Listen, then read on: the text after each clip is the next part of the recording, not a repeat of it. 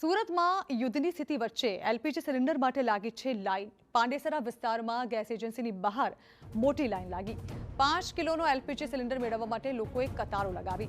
5 કિલોનો એલપીજી સિલિન્ડરનો ભાવ 1500 રૂપિયા લેવાઈ રહ્યો છે। લાઈનમાં ઉભેલા લોકોમાં ખૂબ જ આક્રોશ જોવા મળ્યો છે।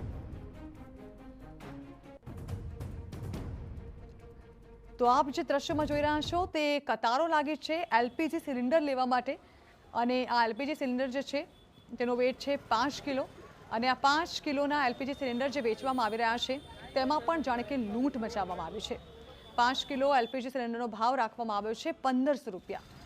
જો કે જે લોકો મજબૂર છે, જેઓને ખરીદવો જ પડે તેવો છે એલપીજી સિલિન્ડર, તે લોકો માટે આ મોટો આર્થિક ફટકો છે।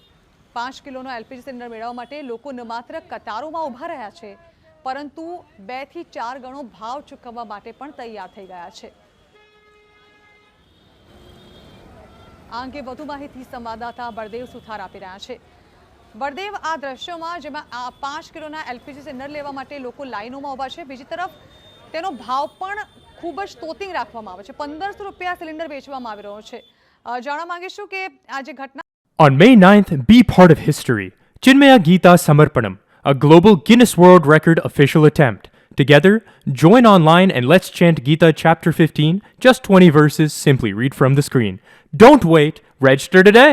સામે આવે છે તે બાદ કોઈ કાર્યવાહી કરવામાં આવી છે પુરવઠા વિભાગ દ્વારા? એકચ્યુઅલી આ જે દ્રશ્યો સામે આવે છે ખરેખર આ લીગલ વેચાઈ રહ્યા છે કે પછી ગેરકાયદે?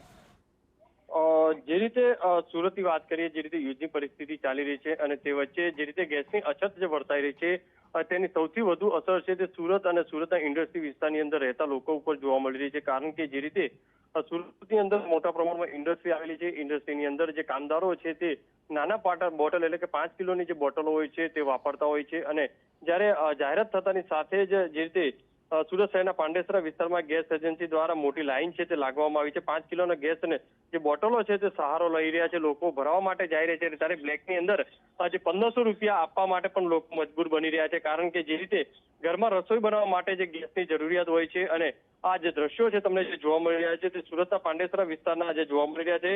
ગેસ ન મળવાના કારણે ઘરે જમવાનું પણ જે મુશ્કેલ છે તે બની રહ્યું છે, લોકો છે તે ત્રાહિમામ પોકારી રહ્યા છે। સૌથી મોટી અસર એટલે કે ઇન્ડસ્ટ્રી વિસ્તારની અંદર જે લોકો છે તે હવે ધીરે ધીરે પલાયન થઈ રહ્યા છે સુરતની અંદર અને જે ઇન્ડસ્ટ્રી વિસ્તારની અંદર તેની સૌથી વધુ અસર છે તે જોવા મળી છે। લોકો પણ જે રીતે આક્ષેપ કરી રહ્યા છે આ બાબતે સુરત પુરવઠા વિભાગ દ્વારા ગંભીરતા દાખવવી જરૂરી છે। કારણ કે જો ઇન્ડસ્ટ્રી વિસ્તારની અંદર જો આ પરિસ્થિતિ સર્જાશે તો આવનારા સમયની અંદર હજુ પણ સમય છે તે ખરાબ થઈ શકે છે અને લોકોની મુશ્કેલીમાં વધારો થઈ શકે છે। હાલમાં તો પુરવઠા વિભાગ આ બાબતે ગંભીરતા દાખવી નથી એવું લાગી રહ્યું છે। જો ખરેખર આવી એજન્સીઓ પર જો તપાસ કરવામાં આવે તો અનેક હકીકતો સામે આવી શકે છે।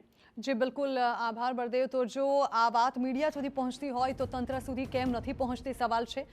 લોકો મજૂરો જે છે તેમની પરિસ્થિતિનો ફાયદો ઉઠાવવામાં આવી રહ્યો છે। આ અંગે તંત્રએ ચોક્કસ કોઈ નક્કર પગલાં લેવા જોઈએ અને આ મામલે કાર્યવાહી કરતા જે લોકો આ પ્રકારે લોકોને તોતિંગ ભાવ વધારા સાથે એલપીજી ગેસ સિલિન્ડર વેચી રહ્યા છે તેઓના પર કોઈ કડક કાર્યવાહી કરી ઉદાહરણ બેસાડવું જોઈએ। આ લાઈનો આપ જોઈ રહ્યા છો તે છે સુરતની, કે જે આ ઇન્ડસ્ટ્રીયલ વિસ્તારમાં ખૂબ જ મોટી સંખ્યામાં લોકો મજૂરી કરી અહીં રહે છે અને તે લોકોના ઘરમાં એલપીજી ગેસનો પુરવઠો જે છે તે ખતમ થઈ ગયો હોવાથી તેઓ 4 ગણા ભાવ આપીને એલપીજી સિલિન્ડર ખરીદી રહ્યા છે।